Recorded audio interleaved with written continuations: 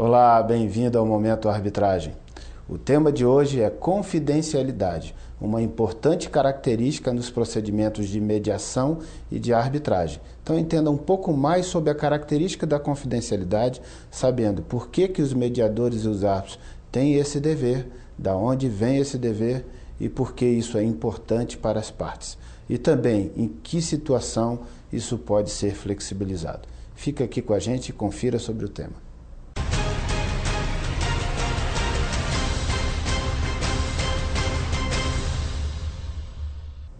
Começa agora o Momento Arbitragem. Muito obrigado por sua audiência. Sou Asdrubal Júnior. O programa de hoje vai tratar sobre o tema confidencialidade, que é uma característica inerente à mediação e inerente à arbitragem. Nos procedimentos de mediação extrajudiciais, a confidencialidade vai imperar em todo o procedimento. Nos procedimentos de mediação referente a processos já em trâmite no Poder Judiciário, a confidencialidade vai imperar no fluxo do procedimento de mediação que é realizado dentro do processo judicial. No sentido de que as partes, daquilo que elas participarem para o mediador, das suas falas, daquilo que confidenciarem ao mediador, aquilo ficará restrito àquele profissional e às próprias partes e os respectivos profissionais do direito que estejam atuando naquele procedimento. Naturalmente que a discussão do processo judicial em si, aquilo que consta escrito no desenvolvimento do processo, num processo público, ele é público por excelência, então não há a restrição em relação a essa informação. Mas em tudo aquilo que se desenvolver nos diálogos que haverá entre o conciliador, ou melhor, o mediador e as partes e os seus respectivos advogados, então naturalmente nesse papel, nessa atuação, a confidencialidade vai imperar e isso é fundamental até mesmo para gerar a tranquilidade e a confiança nas partes. A mediação no procedimento extrajudicial, ela vai ter a confidencialidade imperando por todo o procedimento. A mediação no procedimento de arbitragem, ela vai imperar desde o início até o seu final por todo o procedimento, de forma pré-arbitral, de forma arbitral e de forma pós-arbitral. A gente vai falar um pouquinho mais sobre isso. Então, trazendo para a realidade do procedimento de arbitragem, é importante que se diga que a característica da confidencialidade tem sido uma das boas razões pelas quais as partes e, sobretudo, as empresas têm escolhido o caminho da arbitragem. Por quê? Porque elas sabem que se forem demandar na justiça pública, além de todos os outros inconvenientes de tempo, de gasto, de tudo mais, ela terá um inconveniente da sua imagem ser apresentada a todo mundo, à sociedade, porque o processo é público, envolvendo a discussão daquele problema. E aquele problema pode significar para ela um desgaste no seu conceito mercadológico, pode significar para ela uma perda de imagem. Naturalmente, porque pode estar reportando o defeito de um produto, de um serviço, algum tipo de erro profissional, ou algum tipo de mazela que pode, de alguma maneira, arranhar a boa imagem que aquela empresa tenha. Então, ela quer preservar isso, ou até mesmo quer evitar que aquele tipo de informação, de discussão, sirva como estímulo para que outras tantas pessoas queiram também demandar contra ela. Então, um procedimento onde impera a ideia e a característica da confidencialidade acaba sendo muito interessante e conveniente para a empresa percorrer, porque preserva a sua imagem. Além desse aspecto, existe outro aspecto também relativo à característica da confidencialidade como um elemento a mais de convencimento, de persuasão para que as empresas queiram caminhar por arbitragem em decorrência dessa característica da confidencialidade. E esse elemento a mais tem a ver com as suas estratégias de negócio, com os segredos do seu negócio que podem ter que ser expostos em uma discussão, em uma disputa, em decorrência da natureza dessa discussão, do objeto dessa discussão.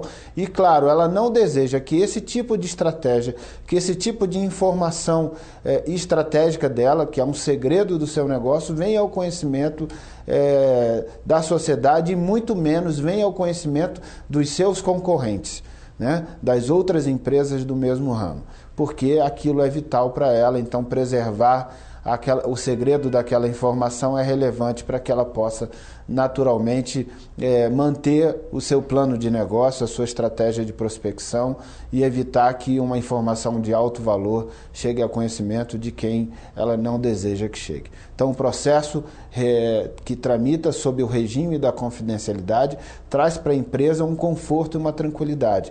Ela consegue expor muito mais todos os seus argumentos, suas ponderações, porque ela confia que aquela informação que tem um caráter reservado e muito importante para ela não se chegará ao conhecimento de terceiros decorrente da característica da confidencialidade. Então, tem sido a confidencialidade motivo importante de escolha do caminho arbitragem.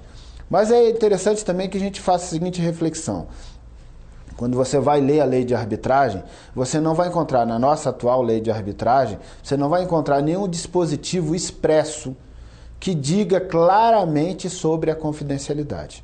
Essa confidencialidade vem de onde? Ela vem da cultura da arbitragem, ela vem da tradição da arbitragem. Em todo o mundo, numa concepção mundial de como deve se desenvolver um procedimento de arbitragem. Então, a característica da confidencialidade vem daí. Então, a nossa lei ela foi muito singela e até um tanto quanto lacônica em relação à confidencialidade. Ela apenas colocou uma expressão que pode lembrar a ideia da confidencialidade ao dizer a descrição lá no parágrafo 6º do artigo 13 da Lei de Arbitragem. Vamos dar uma olhada? Olha aí na sua tela o artigo 13, parágrafo 6º da Lei de Arbitragem. Diz o seguinte: artigo 13 pode ser árbitro qualquer pessoa capaz e que tenha confiança das partes. Aí o parágrafo 6º diz: no desempenho de sua função, o árbitro deverá proceder com imparcialidade, independência, competência, diligência e discrição. Então, essa é a expressão da lei de arbitragem que está traduzindo a ideia da confidencialidade. Claro que a gente tem que entender, reconhecer que a expressão da lei de arbitragem foi uma expressão um tanto quanto vaga. Ela não foi contundente, ela não foi robusta o bastante para falar toda a inteireza e a relevância da confidencialidade no procedimento de arbitragem. Mas é sabido e é notório, né? E isso não se discute com maior preocupação, de que a confidencialidade é sim uma característica da arbitragem. E ela, portanto, está prevista quase sempre em todos os regulamentos de arbitragem das principais câmaras do mundo. Então, ela está prevista nos regulamentos e isso reforça ainda mais a ideia da confidencialidade. E ela está presente na tradição da arbitragem, na cultura da arbitragem. Então, portanto, não há que se falar que não se aplica a confidencialidade à arbitragem em decorrência da lei ter sido um tanto quanto lacônica ou econômica demais ao falar desse assunto. Claro que ela poderia ter sido um pouco mais completa, mais elucidativa em relação a isso, mas preferiu-se um caminho mais discreto. De qualquer maneira, isso não retira da arbitragem a característica da confidencialidade. Mas há que se entender que essa confidencialidade recebe algumas questões que merecem reflexão. Uma das questões é: o árbitro tem que guardar segredo de absolutamente tudo? Ou, se ele se deparar na narrativa dos fatos, nos argumentos, nas peças, nos documentos que lhe forem apresentados, com uma informação que, aos seus olhos, lhe pareça uma atuação, uma atividade de ordem criminosa, ele deve manter o segredo mesmo assim? Ou não? Eu diria que não. Se o árbitro se deparar com a alegação ou com a defesa de um objeto que seja uma conduta criminosa, naturalmente que o árbitro não deve manter o segredo em relação a isso, porque ele não está ali como um padre, né, que recebe uma confissão e tem que manter esse segredo em decorrência dessa confissão. Não, ele está ali para prestar a jurisdição. A confidencialidade é para preservar as partes, naturalmente preservar a discussão do processo, mas dentro dos limites do que é legal, do que é lícito.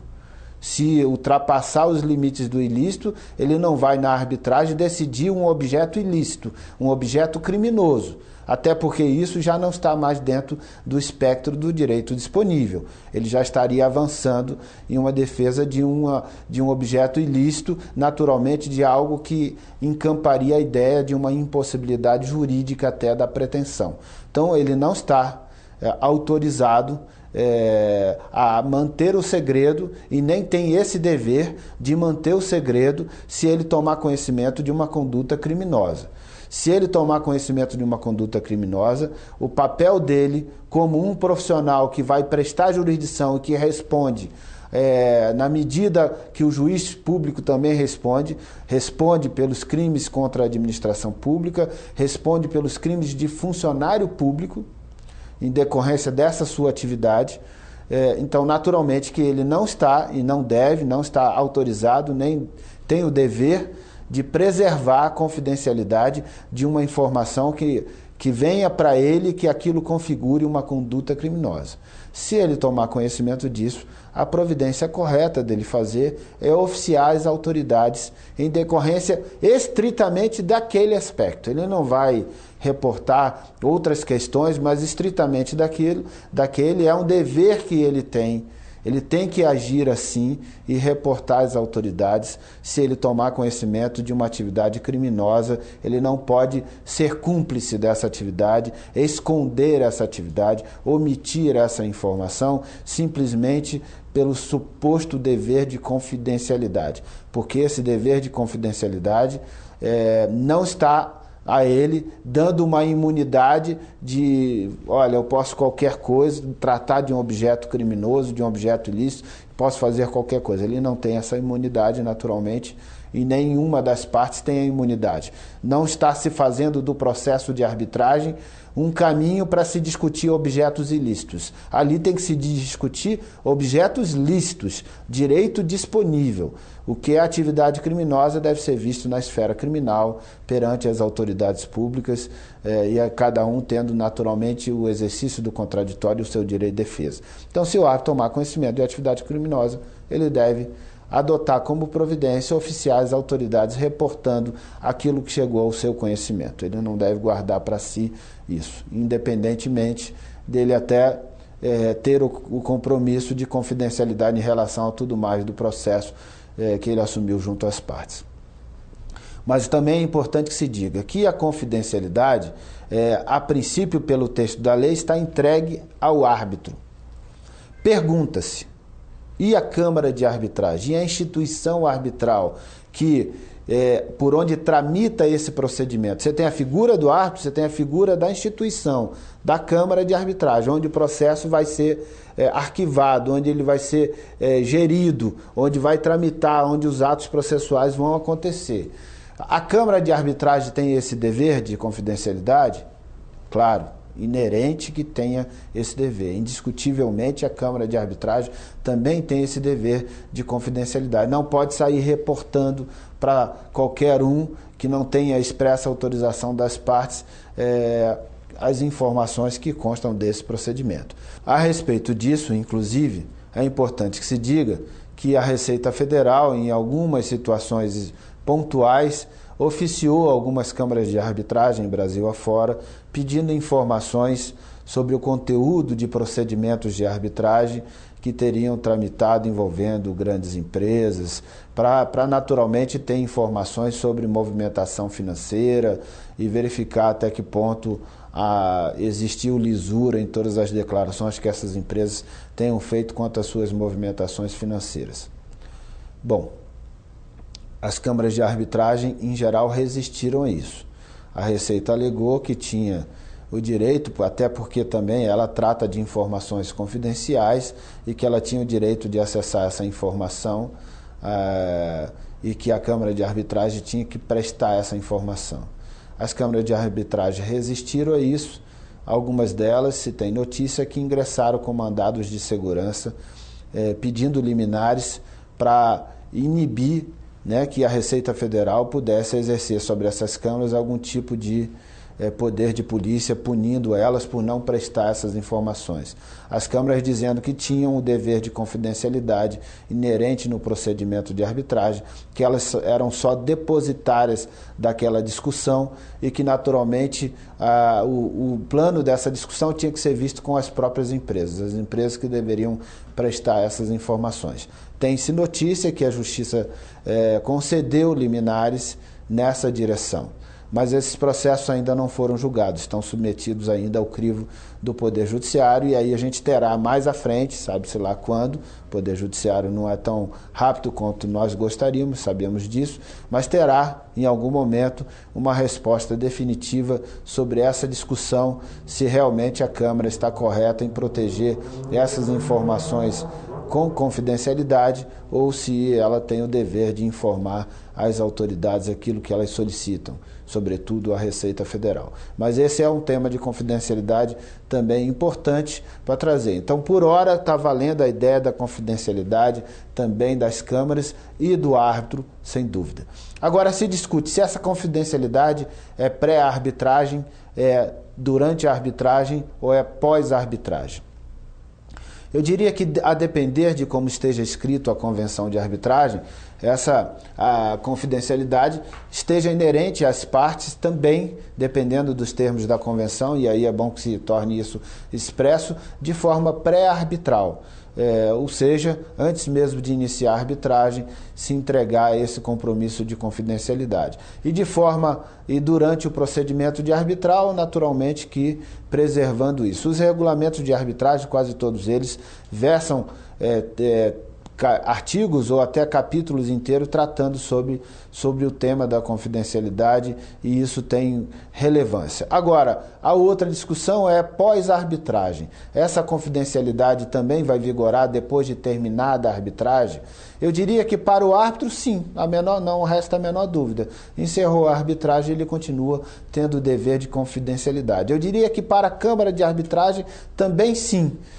Encerrada a arbitragem, a confidencialidade vigora. Para as partes, aí já entra uma discussão que depende da sua natureza contratual, se elas vão ou não levar a público essa informação, se elas têm o direito ou se elas têm o dever de ainda assim manter em sigilo todas as informações que foram discutidas no procedimento. Mas eu diria que em relação ao árbitro, salvo se a convenção de arbitragem ou se o compromisso arbitral disser expressamente o contrário a isso, que seria absolutamente incomum de acontecer, que ele mantém o dever de confidencialidade pós-arbitragem. Mas alguns regulamentos trazem uma regra que modula isso, e isso é interessante. Essa regra modula com o sentido de estimular o cumprimento da sentença arbitral. Por quê? Então modula da seguinte maneira: olha, a confidencialidade vai vigorar até o fim da arbitragem, até o prazo final do cumprimento da sentença arbitral, o prazo final do cumprimento espontâneo,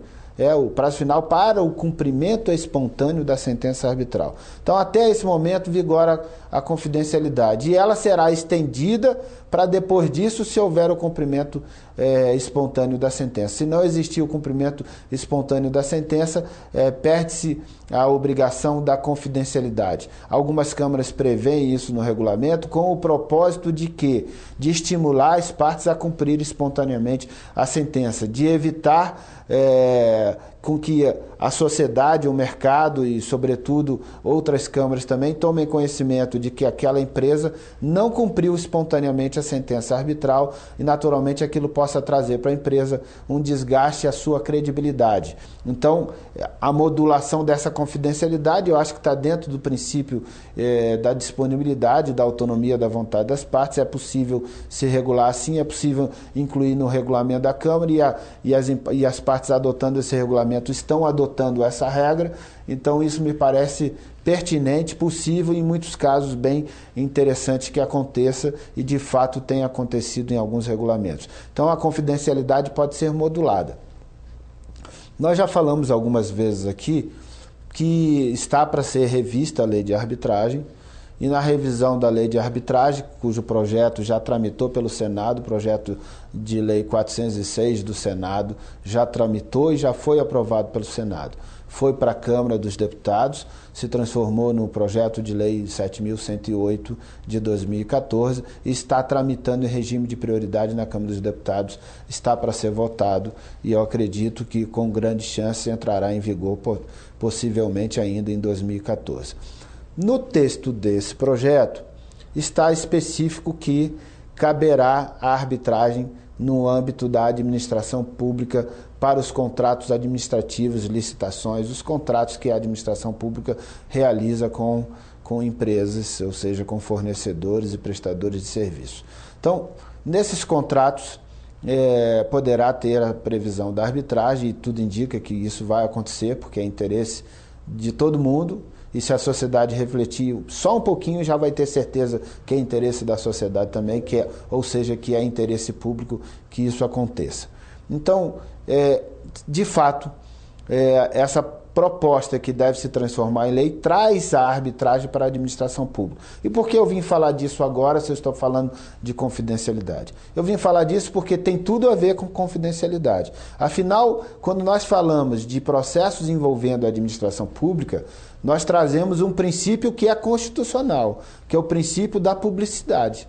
Ou seja, um princípio de que os atos, por uma necessidade de transparência para atender o interesse público e o conhecimento da sociedade, os atos praticados pela administração pública devem ser, a rigor, públicos, salvo aquelas exceções muito específicas de segredos estratégicos, e aí você vai ter a lei da informação que vai dar uma classificação sobre isso para caracterizar em que situação pontual se possa ter essa informação um pouco mais reservada ou totalmente reservada.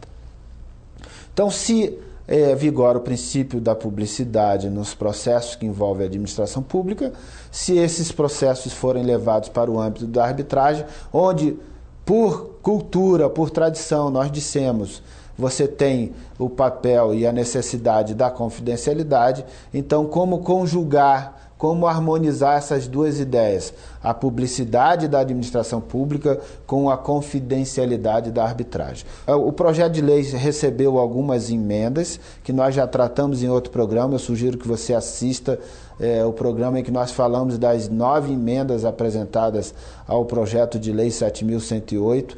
Nessas emendas, algumas dessas emendas tratam do ponto da administração pública, dos processos da administração pública e falam da confidencialidade e modulando, ou seja, o princípio da publicidade vai vigorar, os processos serão públicos, mas aceitará a confidencialidade restrita a algumas situações pontuais. Então, essa publicidade vai existir, a rigor, quebrando um pouco com a tradição da arbitragem no que concerne aos processos envolvendo a administração pública, mas algumas questões de interesse exclusivo das empresas, que têm um caráter eminentemente sigiloso, caráter de estratégia de negócios, essas informações poderão ser preservadas, ou seja, poderá ter uma modulação. Será público tudo aquilo que precisa ser público para o interesse público e aquilo que não precisa, por ser uma atividade exclusivamente de interesse da empresa, uma informação puramente estratégica dela. Então, essas informações podem ser guardadas com sigilo. E os árbitros preservarão o seu dever de sigilo no que comporta a sua discrição na atuação do processo. Ele não vai sair falando por aí, ele vai preservar a discrição na atuação do procedimento, mas o procedimento, a rigor, terá essa característica diferente no plano da arbitragem, que é a característica de vigorar o princípio da publicidade. E isso é salutar para a sociedade, acaba sendo a boa justificativa para a arbitragem poder também acolher as soluções dos contratos administrativos com essa flexibilidade, a flexibilidade que vai adotar o princípio da publicidade. Outro ponto que é interessante quando a gente fala de confidencialidade, a gente abordar, e eu queria trazer isso para vocês também, é o seguinte: Nós falamos já de que a Câmara deve preservar as informações, que é um dever dela. Falamos da discussão de que algumas autoridades podem precisar de algumas informações e quando pode e quando não pode dar essas informações. A gente já falou disso, disse que o caso está sub júdice, que a Justiça Federal vai decidir sobre o assunto quando envolve solicitação da Receita Federal. Mas tem um outro ponto que esse interessa ao cidadão comum, interessa à sociedade e que merece uma reflexão. Você vai comprar um imóvel, você se preocupa naturalmente em verificar que se aquele imóvel tem algum tipo de ônus sobre ele. E você se preocupa se aquela pessoa que está te vendendo o imóvel, ela tem sobre ela algum tipo de dívida, algum tipo de execução, de cobrança, ou seja, algum ônus que possa estar recaindo sobre essa pessoa que está te vendendo, sobre o vendedor do imóvel, para verificar até que ponto aquele imóvel estará em risco ou seja, aquela transação imobiliária estará em risco ou não. Por exemplo, você vai comprar um imóvel, então você vai tirar a certidão negativa daquele vendedor, se ele tem algum processo de execução contra ele, execução fiscal, execução civil, se ele tem processos trabalhistas, ações trabalhistas, você vai tirar uma certidão completa em várias justiças para ter a clareza de que, olha, não tem nenhum ônus, não tem nenhum perigo. Eu posso comprar esse imóvel que eu depois não vou comprar um abacaxi, não vou arrumar uma dor de cabeça para mim. Então você vai e compra esse imóvel. Mas aí é onde entra uma questão que precisa ser evoluída, que a gente precisa avançar e debater um pouco mais.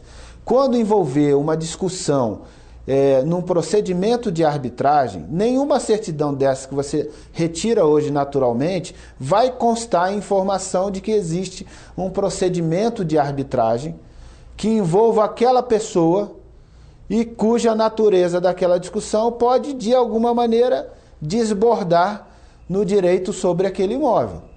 E, desbordando no direito sobre aquele imóvel, trazer uma preocupação adicional àquele comprador. Ou seja, eu vou comprar o imóvel e o cara está sofrendo um procedimento de arbitragem de grande monta e a discussão desse procedimento pode implicar ele uma condenação e alguma discussão desse procedimento pode alcançar também a figura desse imóvel e até que ponto eu não saber dessa informação não me coloca em perigo. Então o cidadão comum que não é parte no procedimento, ele pode solicitar à Câmara de Arbitragem uma certidão que trate sobre a existência de um procedimento que verse sobre aquela pessoa que é o vendedor daquele imóvel, e essa certidão pode ser emitida pela Câmara, não pode ser emitida.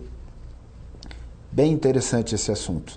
Bem interessante, porque é alguma coisa que tem que ser evoluída para proteger o cidadão comum também, para proteger a sociedade e tudo mais, sem naturalmente violentar o princípio da confidencialidade. Até que ponto a Câmara tem esse dever, até que ponto a Câmara tem esse direito, até que ponto a Câmara tem o dever de não informar nada, manter o sigilo total e absoluto sobre toda e qualquer informação, inclusive sobre a informação da existência de um procedimento, sem que avance sobre o seu conteúdo. Então essas preocupações não estão bem resolvidas, é verdade, e isso é bom que se diga. Não estão bem resolvidas porque a lei de arbitragem não avançou sobre isso e não tem nenhuma lei específica que avance sobre esse assunto. Então, a priori, está muito na interpretação de cada Câmara.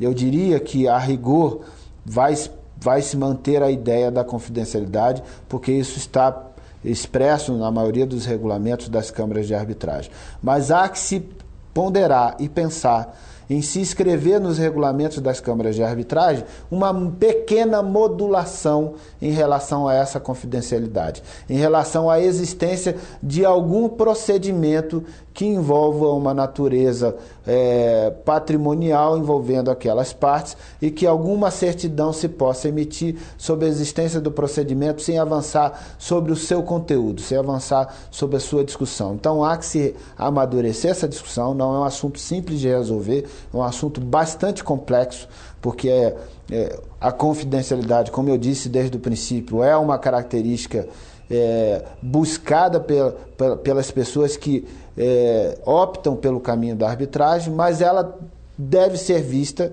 até o limite em que não afronte também o direito da sociedade. Então ela tem que ser vista e interpretada, me parece, com alguma modulação, com uma certa preocupação de que as partes são muito importantes, mas aquilo está prestando uma jurisdição definitiva.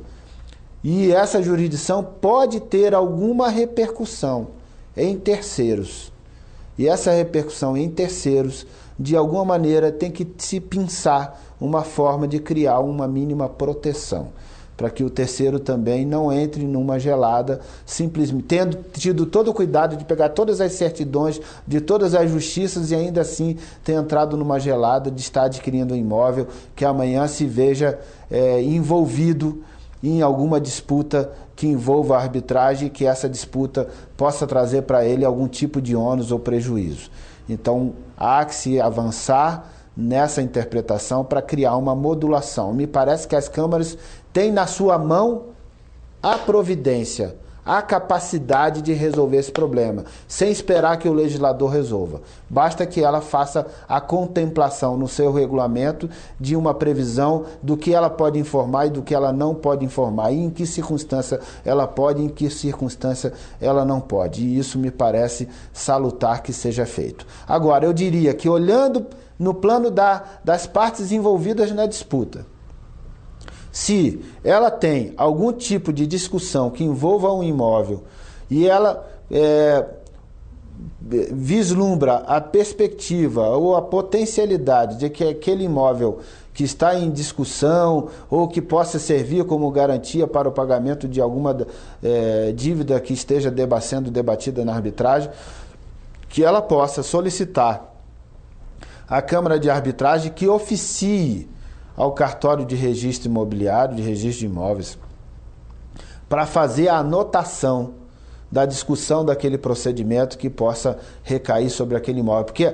constando do registro, aí qualquer cidadão que vai lá tirar a certidão vai ter acesso a essa informação. Então, dentro dos procedimentos de arbitragem, essa é uma providência possível, a depender da natureza do que se está discutindo, claro. Mas é uma providência possível que as partes, então, por uma medida de cautela, podem solicitar essa providência. Mas isso eu estou falando partindo das partes.